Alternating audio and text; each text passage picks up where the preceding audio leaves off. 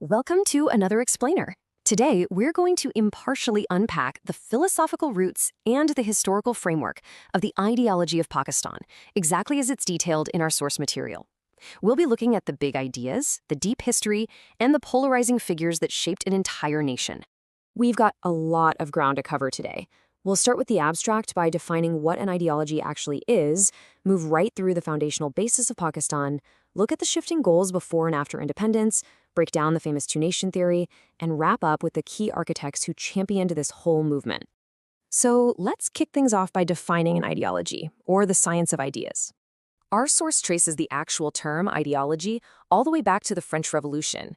It literally mashes up two parts: idea, meaning thought, and lology, meaning science. So you get the science of ideas. When you apply that to a nation, we're basically talking about a collective thought process. It's that shared, unifying vision and psychological framework that binds a massive group of people together. And according to the source, forming this kind of national ideology doesn't just happen by accident. It's a deliberate three-step process.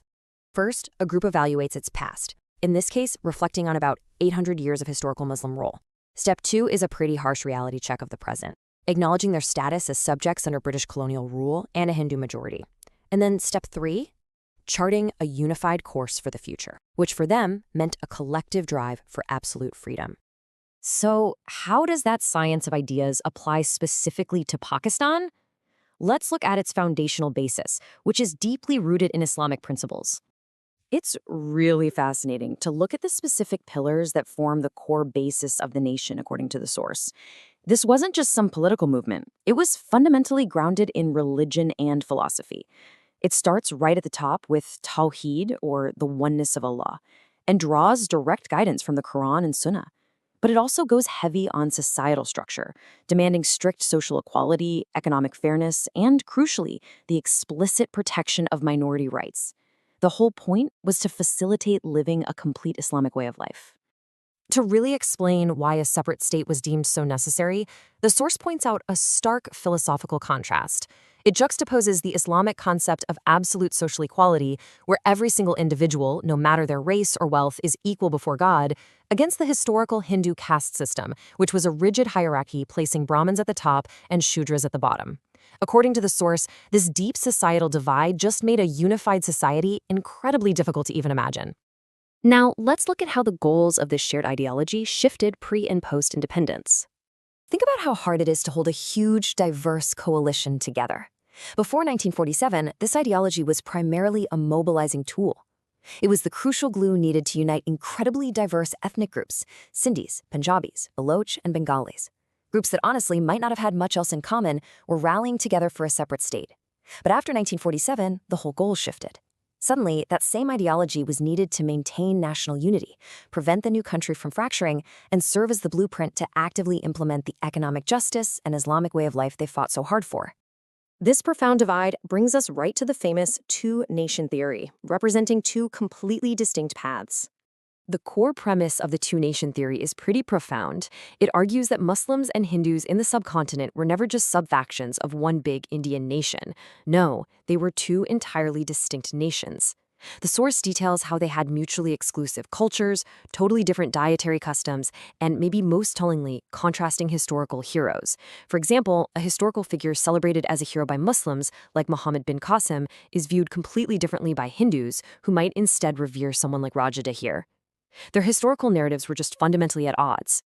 And the source brings this deep division to life with a really powerful anecdote about Muhammad Ali Jinnah.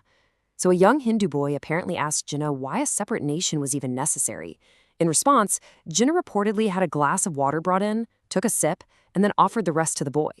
The boy completely refused to drink from a glass that a Muslim had touched. For Jinnah, that one small moment perfectly illustrated just how deep-rooted the societal separation truly ran. To argue that the two-nation theory is still relevant today, the source points to contemporary struggles faced by the Muslim minority in modern India. It cites that even though they number around 300 million, Muslims frequently have to protest for basic citizenship rights, face violence, like incidents involving Bengali Muslims, and are under this constant, heavy societal pressure to repeatedly prove their patriotism to India. But of course, this theory wasn't just born overnight. The source maps out a really deep historical timeline to explain how this separate identity evolved. It goes all the way back to the 7th century, when Arab traders first arrived in Malabar, moves briskly through the arrival of Muhammad bin Qasim in 712 AD, the establishment of the Delhi Sultanate, the sprawling Mughal Empire starting in 1526, and finally up to 1857, when British colonization officially began and completely flipped the power dynamics of the region. Finally, let's look at the architects behind all this, Iqbal and Jinnah, and their journey from unity to separation.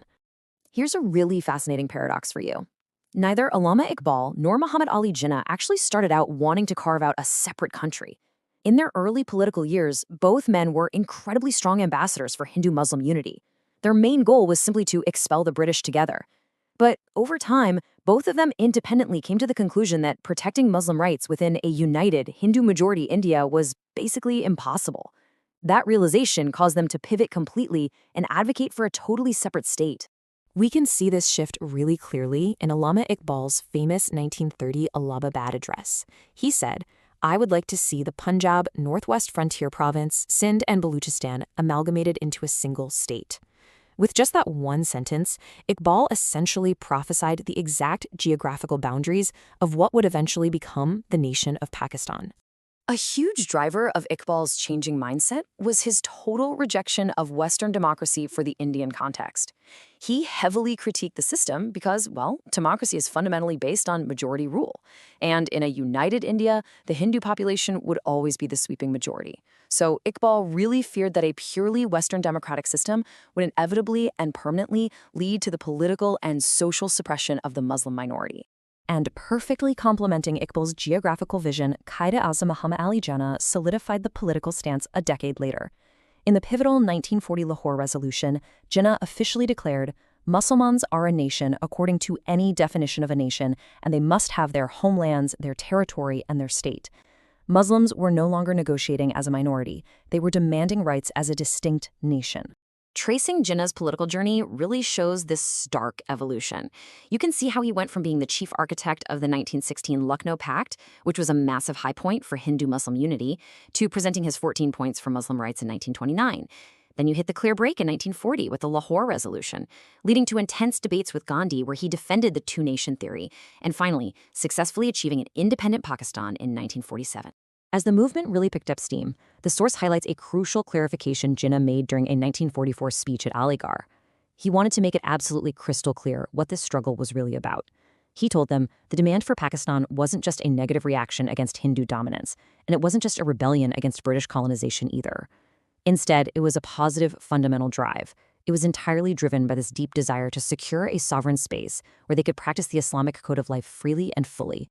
So we've traced the roots, the theory, and the massive historical struggles that birthed the nation based purely on a set of ideas, which leaves us with a final, really provocative thought derived from our source about the state of the nation today.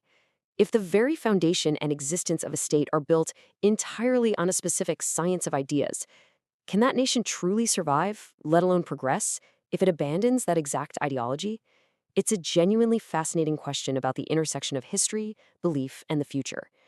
Thanks for hanging out with me for this explainer, and I'll catch you in the next one.